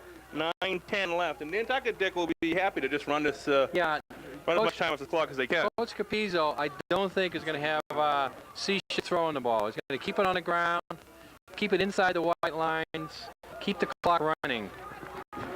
All right, Seisher has Baxton and I behind him. Sirocco is the up back. Beamish is the tailback. Seisher's going to run it. He has Beamish pitch to, doesn't do it, and is dropped at the line of scrimmage. Looks like that might have been a broken play, Dick. I think they might have been trying to run the option, never got going. Now we see a Cougar down. Cougar down the field, that's number 86, Rich McRoberts. Nantucket, John, used to play Cougars 3 weeks in a row back about 5 years ago. Cougars. Triple Cougars. We had the Tri-County Cougars, and then we would follow it up with the Old Colony Cougars, and we'd follow that up with the Arlington Catholic Cougars. 3 weeks in a row. 3 weeks in a row, Cougars. Triple Cougars. Is that what a triple eagle is?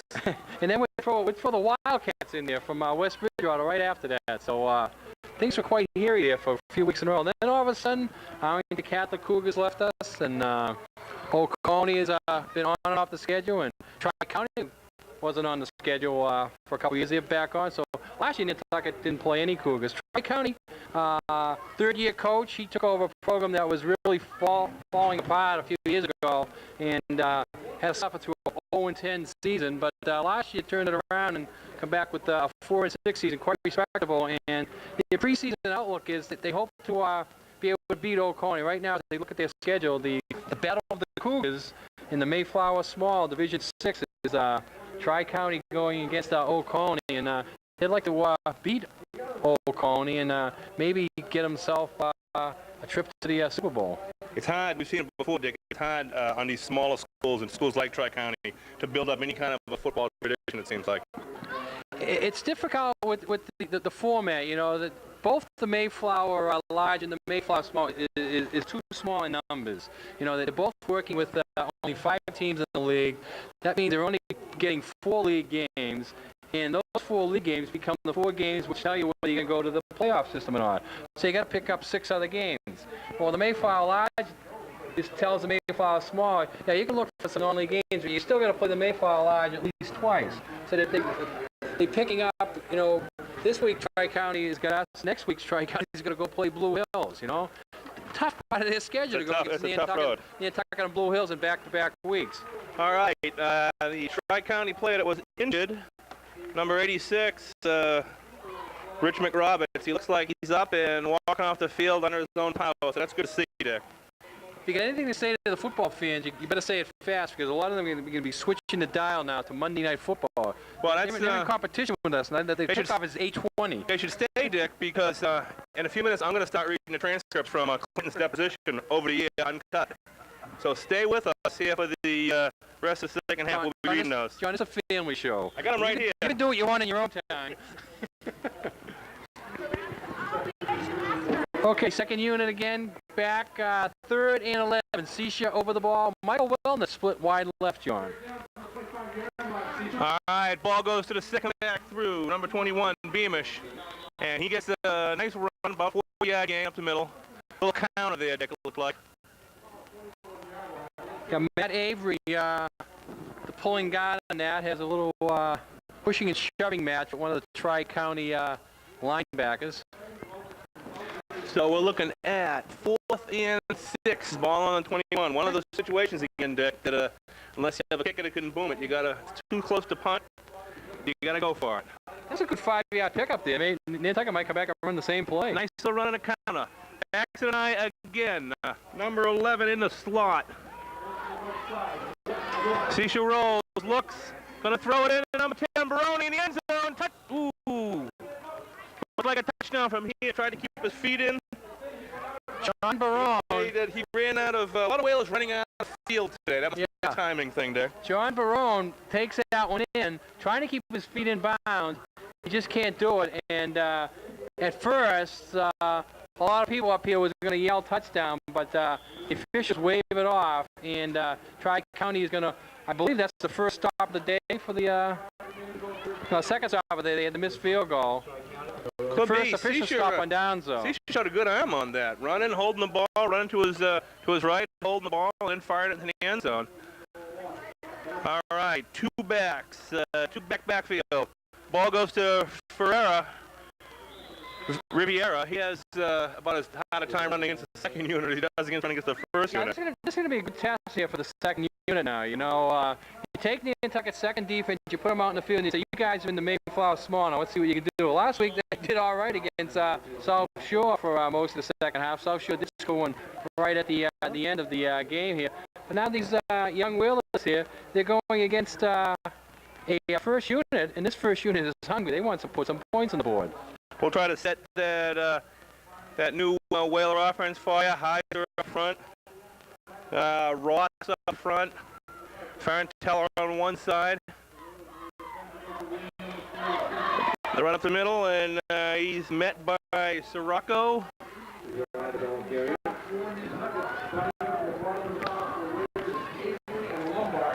Sirocco, Avery, and Lombard. Coletti going out.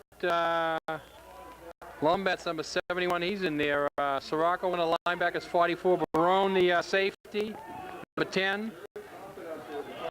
We see a number 11. We think that's Lindley. Okay, he's not on the roster. He's on the roster as number 20, but I think it looks like Michael Lindley, number 11 there. Another one of Vito's tricks. All right, they got one back in motion. Third down. Boy, he's met hard by Sirocco. This second team defense doing a good job so far. Yeah, Matt Avery in there at one of the tackles. Pinning Tri-County in their backfield every play that series, Dick. So it's 4th and 6. Tri-County going to hate to punt it away here, John, but gosh, when you're on your 24-yard line, there's not much else you can do. How can they hate to punt it away? They're going to get their backs to the goal. Thank God they have the punt option.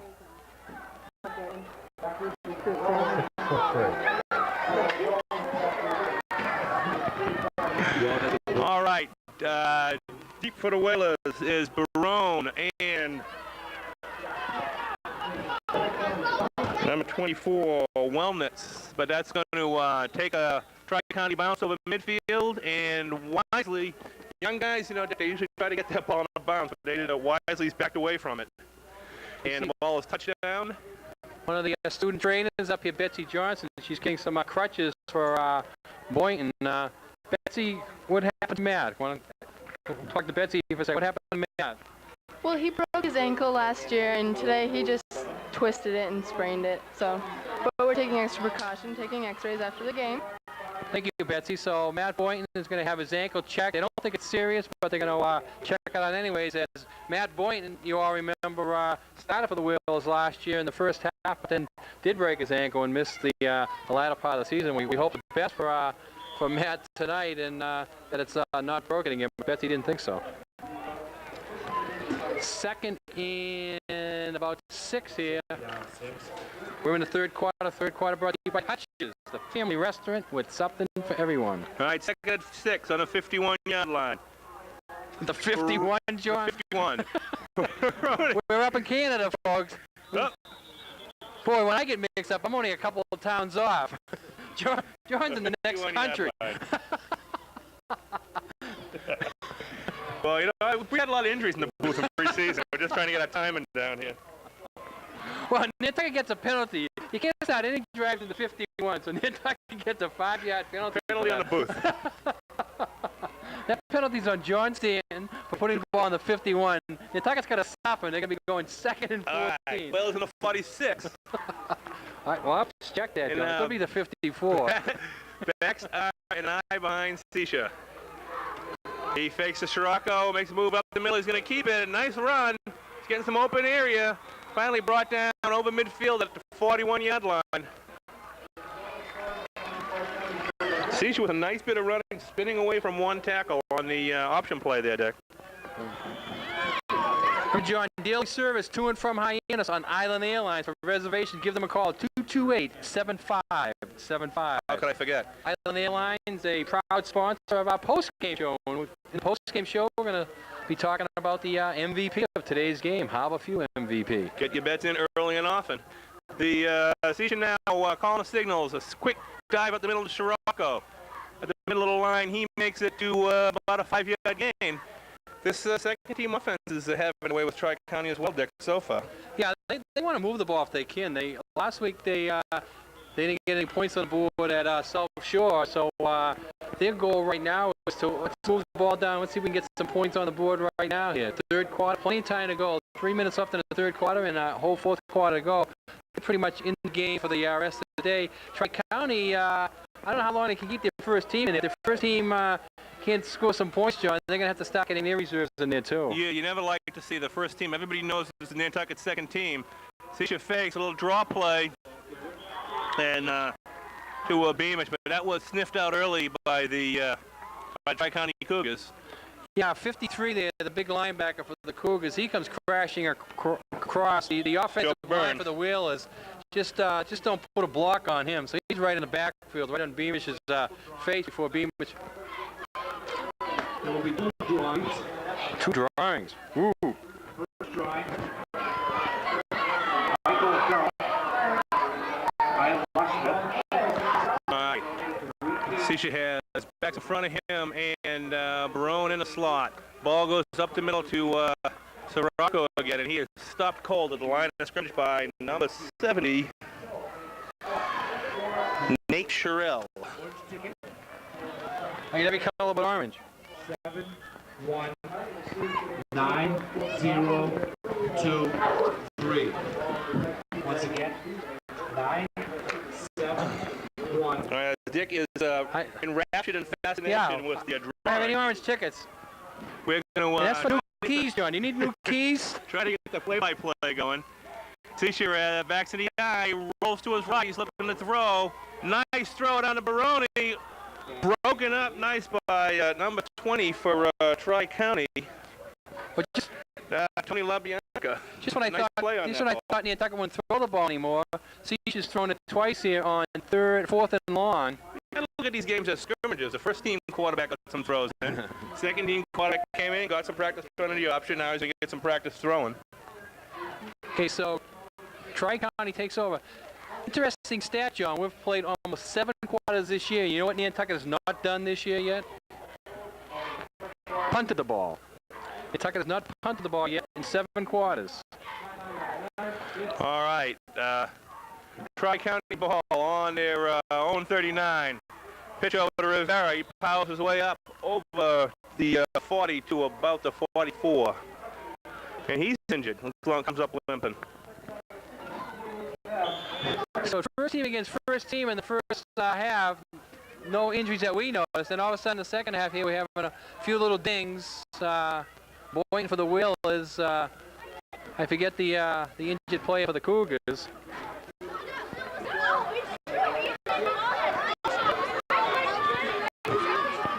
So Cougars are working 2nd and 6. Just about a minute to go in the third quarter. Third quarter brought to you by Hutchins. At the airport. Oh, Whaler jumps, and that'll be a 5-yard. Going to be number 74 for the Whalers. Kane. Our first drawing was won by Custer Native. Second drawing tonight, it's a gray ticket. Oh, did you have a gray? 2, 7. Not even close. 0. Dick start the home season off in the usual fashion. Everybody take note that Dick Herman did not have a winning ticket tonight.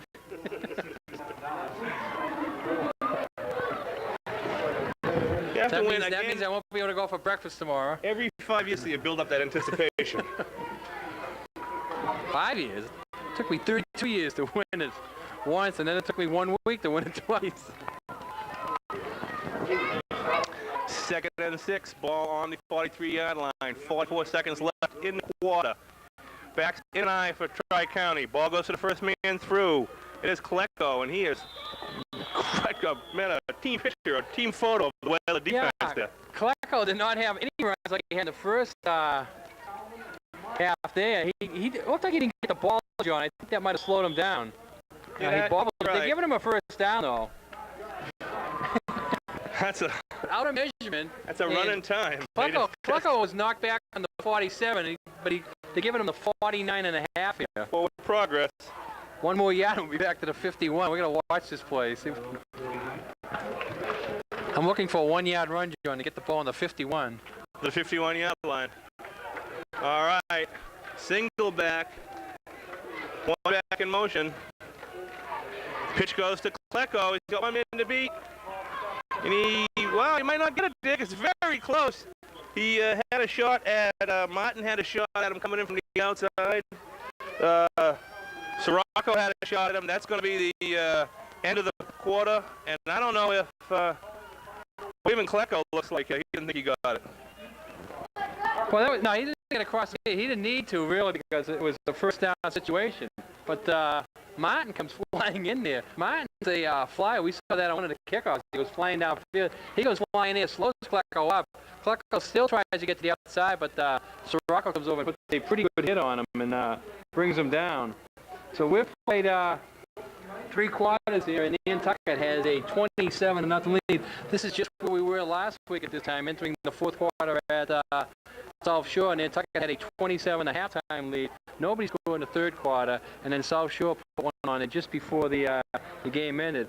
Remember, broadcast of these programs is made possible by Nantucket Bank. Nantucket Bank is committed in the support of all school athletic programs as a vital component of our children's education. Community support is a tradition at Nantucket Bank. All right, Dick. And as we said, as a thank you for staying with us instead of turning to Monday Night Football, we're going to read your transcript. Now, Dick, I want you to read the part of the special prosecutor. I'll be the president. You start right here. John, you're getting us mixed up with Fox cable network. You lost your wallet.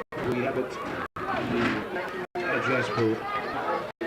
John, you lost your wallet up there. They just called you. If I lost the wallet, it wouldn't be worth getting, Dick. You know, so everybody up here went for their back pocket except John. Kings don't carry cash. All right, Tri-County gets the ball at midfield. We call it midfield from now on. Good Look at the terminology. pass. A nice throw over to Klecko, and he's took down by Baroni after he catches the ball, getting him about 5. Klecko has become the workhorse. Yeah, that was a nice block, too. Tri-County set up a little screen, made the block, but Barone came off his man and makes the tackle there. And Tri-County, that looked like it was going to go a lot longer than it did. It goes for about 5 yards. It's going to bring up a 3rd and about 2. Klecko makes any more yards left what his real name is there. All right, back to the eye. Score. Somebody from Tri-County is going to want this film. Then we're in trouble. 1 man in the slot, 1 man out wide left. The ball goes right up the middle to Klecko.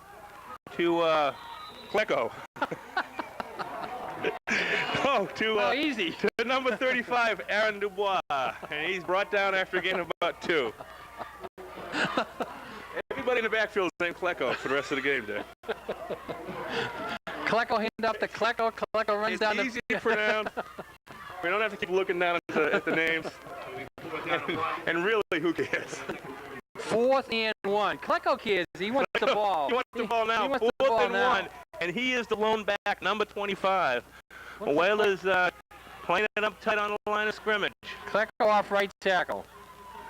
Uh-oh, a little quick pass. And it's going to be complete to tight end number 87. And it's going to be a first down, brought down by Barone and Sirocco. Yeah, everybody on the Whalers thought Klecko was going to get the ball 2 off right tackle. And so 87's open up out there in the side. And Tri-County not afraid to throw the ball on 4th down. That's a little bit surprising. That was Derek Kaiser, who was hurt earlier and limped off the field. I guess he's okay now. Dubois this time is the lone back. 2 backs in the slot, 1 wide left. Ball goes to DeVore up the middle, and he's going to grind it out for about 4 or 5 yards. Yeah, he wasn't going to go down there. He carries a host of wheelers along with him. He might have made more than 5 yards, John, when they finally spot that. I think just kept going. Tri-County coach is probably thinking right up the guts is the way to. Whalers right down the line of good open field tackles, no matter how young they are. Yeah, a little pressure now being put on the middle guys there. Heiser and Kalman, the inside tackles. And the backer in there is Avery and Sirocco. So let's see if those four can shore up the middle of that defense. All right, backs in an eye. Ball goes to Klacko up the middle. He's met there at the line of scrimmage by number 71 Lombard. Holding on to his waist, and finally he got some help from Coleman to get him down. And a pretty good play there by the Nantucket defensive line there.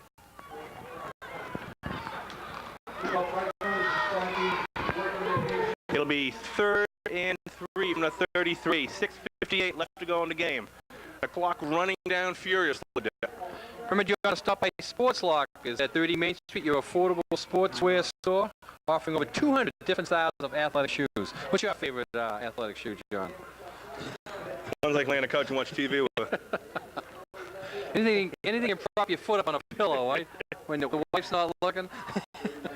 Okay, a timeout here by Tri-County, 3rd and 3. They want to keep this drive going. They want to go in there. First team for Nantucket, the first D for Nantucket, 2 weeks in a row, keeping the offense off the board. Second defense, left a touchdown last week. It's I'm sure they would like to keep the shutout going today. But Tri-County is going to be tough here. Get the ball just on the 30. They need another 3 yards to keep the drive going now. 3rd and 3. Whalers, we'll see if the Whalers come up with a big play. It's nice to, when you're on that second team defense, you really know short yard situations where you can shine. Remember Nantucket Cape here, over 12 years serving Nantucket. The Nantucket shuttle takes people back and forth, also carries the Nantucket field hockey and soccer teams in the season to off-island games. Nantucket Cape Airline. All right, Tri-County comes out in a power eye right. One flank, a split left. Handoff goes up to Rivera. He's met at the line of scrimmage by a bunch of Whalers and dragged about 10 yards in over the 20. That was, I guess, Rivera we were supposed to be seeing all day. Yeah, that was Rivera's best run of the day. I remember the stat that Chris wanted to provide us with halftime. Rivera had 9 carries for 5 yards. He may have finally a +1 average here now. After that, he was less than a half yard in the first half. 1st and 10 from the 22. 6:25 left to go. Another come out in the power eye again.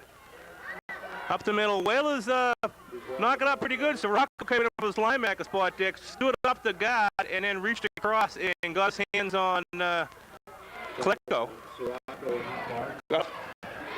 And managed to pull both the blocker and the rundown. Yeah, Sirocco comes right in, meets him nice in the hole. Let's see where they spot that after that. I want to give him about a yard, so it's going to be 2nd and I guess they give him 2, 2nd and 8. Excellent play from for Sirocco from his linebacker spot. Ball on the 20. The farthest Tri-County has moved into the Wheeler territory tonight. Tri-County comes out in an eye. Klacko on Rivera. Ball goes to Riviera. He finds running tough up in the middle, and he's brought down by number 42, Morelli, at the line of scrimmage. That's another run, Dick. Gain of 1, maybe 2 yards. Yeah. Remember, you're watching this game Monday night. This game was played Friday night. Wheeler's home opener for 98, first night game. Wheeler's will be home next Friday night for a little doubleheader. Sort of doubleheader today, a day night affair, but next Friday night will be a night doubleheader with the JV game starting at 5 and the varsity game starting at 7 versus Central Falls from Rhode Island. All right, back to the power eye. He's going to look to throw, and he put it right in the numbers for number 20. Toby Blanchett, and he is brought down. That was just an out-and-out drop, John. He never held on to it. He should have caught it, and he should have been brought down. I was But writing his numbers. he just dropped it out there, and Will is Be 4th and 6 from the will 18. get a little bit of a break there. Full house backfield, power right. Ball goes to Rivera. He slipped in the backfield, looked like, Dick. Yeah, he's I not don't know gonna if make. Whaler got a hand on his shirt or not. He's not going to make 6 on that. A lot of bodies in the middle of the field, so Nantucket gets a nice stop there. And the defense now hands the ball to the offense. 4:50 to go. Offense can get a couple of first downs. They can get this last 4 minutes and 50 seconds off the clock, and they'll have the shutout, which they'd like to be part of. Nice defensive series for the Whalers. They plugged up the middle nice on a couple of runs and got a nice break with number 20 dropping the ball. But still, you know, you play good defense, you deserve a break once in a They while. bent, but they did not break, right. All right, Sisha over the ball. Back to the 9 behind him. Up at Sirocco. Second back is Gardner. He's going to hold himself. Then He pitches out to Beamish. Beamish got some running room. He is almost to the 30. Be first and 10 Wells from the 29. Sisha runs that option nice. Looks a little bit like his brother used to. Right. Channel 3 will be showing the field hockey game tomorrow night, Tuesday night. If you're watching out, that was the field hockey game that was played Saturday afternoon versus Mashpee. The field hockey team going into the Mashpee game Saturday was 3-1-1, and I think Mashpee with a new program will be Nantucket's 4th victim of the year. I predict Nantucket to win that game by at least 3 goals. Sirocco and Beamish split behind. Here's that little pass. That's a little pass formation, split twin receivers to the left here, Dick. Sisha didn't get a chance to run it. But, yeah, Sisha gives a pump fake, trying to free somebody up or maybe gain a little bit of time, but Tri-County's just all over him, and that's going to go for a loss. Let's see where they spot the ball. They're going to spot the ball back about 6 yards, so it's going to be 2nd and 15. 3:50 to go, John. And we'll start counting up our votes in the booth. My tongue got stuck when I was calling that play, Dick. Trying to unloosen it here. All right, Sisha has back to the 9 behind him. Takes a snap, rolls to his right, keeps it, goes up the middle, and gets about maybe a yard and a half on the play.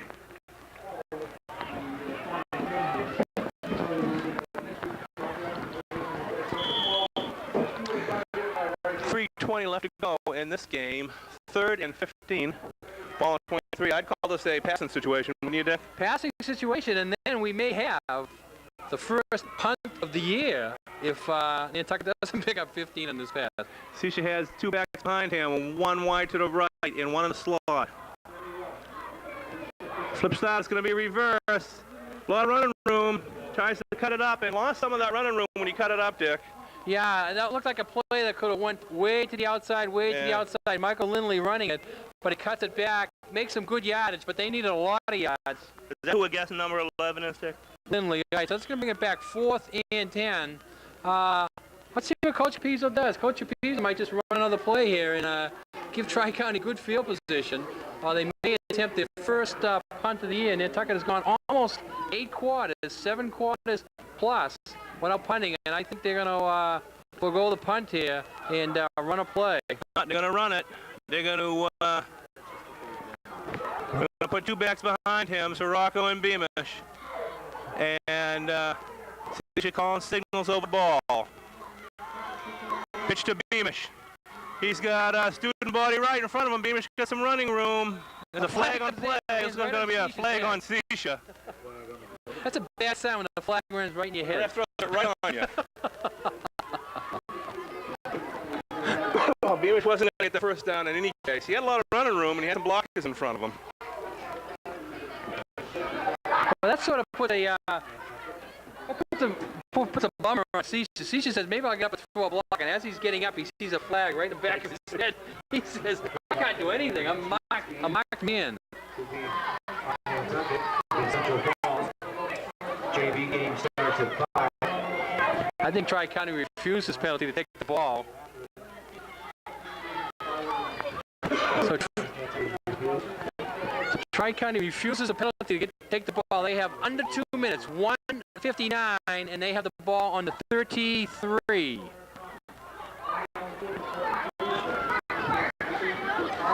As this game ends down, we're going to get into the Island Airlines post-game show in a few minutes. Remember, Island Airlines going off island to the away games, a long weekend. Blue Hills Saturday at Mass Maritime, a long weekend. Travel back and forth to that game on Island Airlines. Cougars in a full house backfield. Rivera's second man through, gets the ball. He's tripped up by Barone and gained about 10. Gets over to about the 25-yard line, Dick.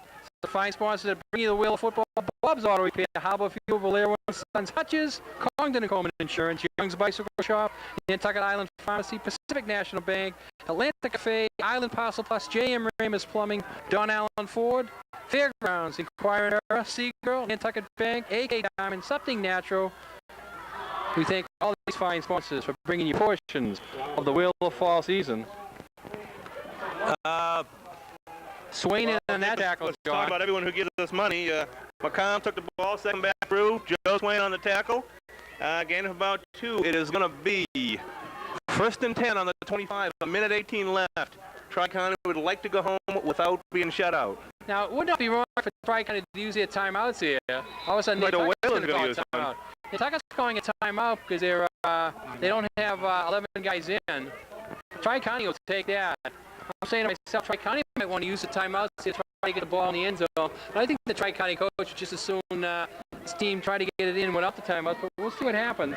They are certainly in pretty good time here. They want this game. They're going back tonight, John, by the way, in a 10 o'clock boat. So What time is it? it's not even a quarter after 8 here. So there's plenty of time. But they're going to get fed by the Nantucket Blues Club, and then they go up and take the shower, and then they're going to go back in the 10 o'clock. High-speed boat, I believe it's the High Line, going back to Hyannis Night. They did not want to stay overnight.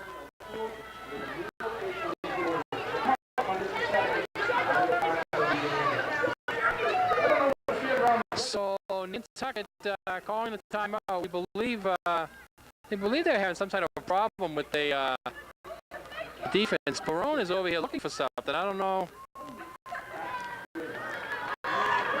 I don't know what he could Not be a ref helping him look. I think he lost the contact Maybe there. a contact. That's going to be a tough thing to find now. He lost something, then man go off the field. Yeah, Barone may have to take himself out if he's missing a contact. Okay, we're getting set for this final few plays. The ball on the 19. First down for Tri-County, 1:08 to go. Tri-County comes out with a single back. It is Klecko. Wide receiver split both sides. One in the slot. Going to throw over the middle. Intercepted by Sisha. He moves up to the middle, and he's going to be taken back about a 10-yard run after the interception. He was reading that one all the way, Dick. That's Nantucket's fourth interception. 2 by Sites and 2 by Sisha. That was very opportunistic. He saw that one all the way. Hey, the boat's coming in here, John.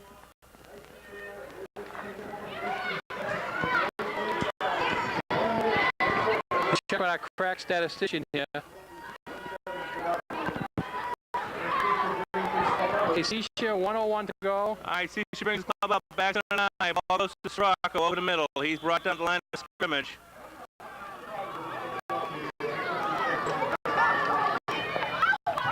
Aaron Kane in there doing some blocking on the offensive left tackle position. Nantucket is going to milk this clock down. We may see one more play at least, and that may be the last play. Let's see what the Wheelers run here. Clock ticking under 30 seconds. 28 seconds, first and 10. Sisha has the back split behind him. He's going to kneel it down, and that will be the game, Dick. Sisha puts his knee down, and that will be it. Nantucket is not going to come out of the huddle here when they get it down to about 7 or 8 seconds.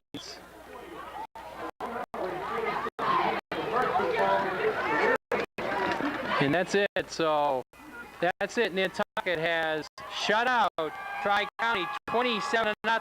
So the second week in a row, Nantucket has scored 27 points. Almost a carbon copy of the first week. Hat trick for Chris Garden the last week. Hat trick for Chris Skyler, today, I think the telling difference today is that the Nantucket defense, both the first and the second team, really put it. 5 turnovers for Tri-County. Nantucket did not have to punt for the second week in a row. 2 of those were interceptions by Tony Seash in the second half, but in the first half, Jordan Seitz had 2 interceptions, and he recovered the blocked punt. So Seitz picks up 3 turnovers in the first half, where the Whales are building up a 20, I believe it was a 21-0 halftime lead. Yeah, and you expect the first team, Wales' first team, to come out and blow the doors off a weaker opponent like this. But I was pretty impressed with the way the second team played. Now, the Whalers showed a lot of depth at a few positions. They showed a lot of depth at running back. They showed some depth at linebacker, and certainly at quarterback and safety. Okay, so the votes are in. We're tabulating them up here in the Harbor Fuel MVP for the defensive side for the 3 turnovers. Jordan Seitz, 2 interceptions, and he probably right now, I think Jordan Seitz and Tony Sheets are tied for reception leads for Tri-County for the year. They are the leading receivers on the Tri-County side of the ball. But Seitz, 2 interceptions in the first half, also recovered the block punt by Matt Roberts. 3 turnovers, credit to Jordan. So he is the Harbor Fuel MVP. And not much more you can say about this game, John. A lot of people looked at the schedule. Looked at South Shore, looked at Tri-County, said it's a young Whale team. If they can perform well against those 2 small Mayflower Smalls, they may be ready to go up against the big boys. Central Falls coming in. We don't know too much about Central Falls year in and year out because they play all their games out of state for some reason. But they're coming up here. They did knock off Nantucket. They knocked off Nantucket 1 year with Aloysia quarterback. It was a shocker. And Nantucket always points to that. You don't know what Central Falls is going to give you. And we can see Bob, a lot of people out there looking. I guess Barone did lose a contact. We can see a lot of fans mulling around out there looking where Barone was looking right at the end of the game. So I guess John did lose a contact. And That's got to be the toughest thing in the world talk to about find. finding a needle in a haystack. That's a tough job. So this is Dick Herman thanking John Stanton for being here. John Stanton will be here next week. Doubleheader, Central Falls, JV's at 5, Fossey at 7 be here. We thank Bob Thompson for filling in for Bob Laundry. And after a lot of these people see our great camera work this week, maybe Bob Thompson Send your cards and letters, and enough cards and letters come in. filling in for Bob Laundry Bob next Thompson week. will be the official cameraman. Do we get paid twice for next week's game? That's what I want to know. Very important question. John, get away from me. Get away from me. Anyways, we thank you, John. Notice I'm thanking you. That's I don't know why. because you're donating your time to the great Channel 3. All right, again, trying to get it out. This is Dick Herman saying good night from Channel 3.